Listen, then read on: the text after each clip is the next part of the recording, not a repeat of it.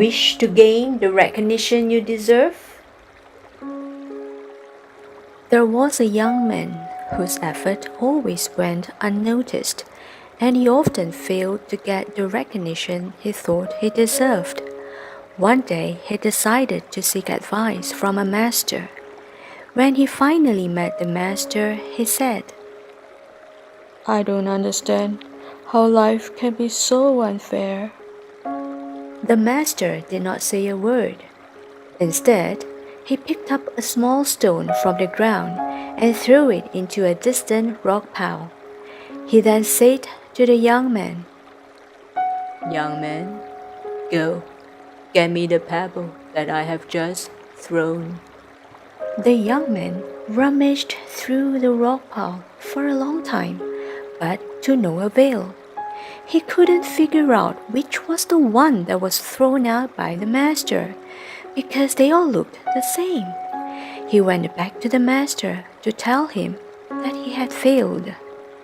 The master said, "Now, give me that ring on your hand."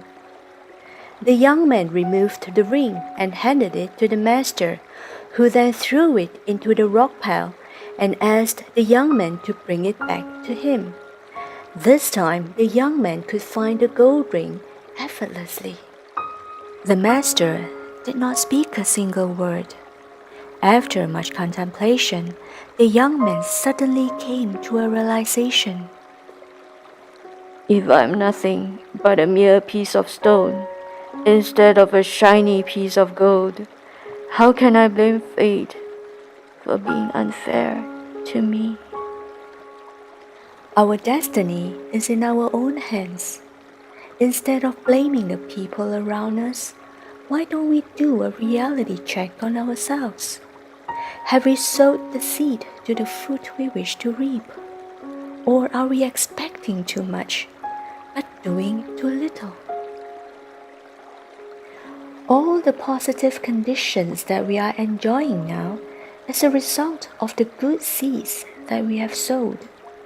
Our spiritual cultivation is akin to polishing ourselves to become a piece of shining gold.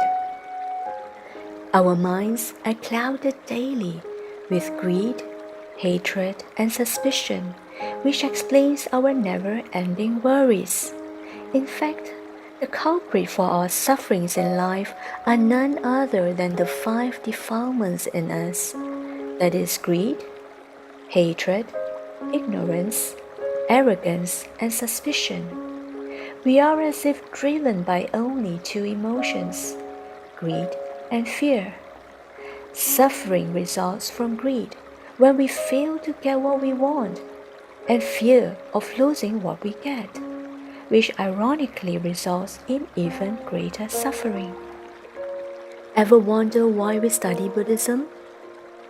It's because we need to illuminate our mind with the wisdom of the Buddha's teachings, to understand that our greed will ultimately lead us to nothing.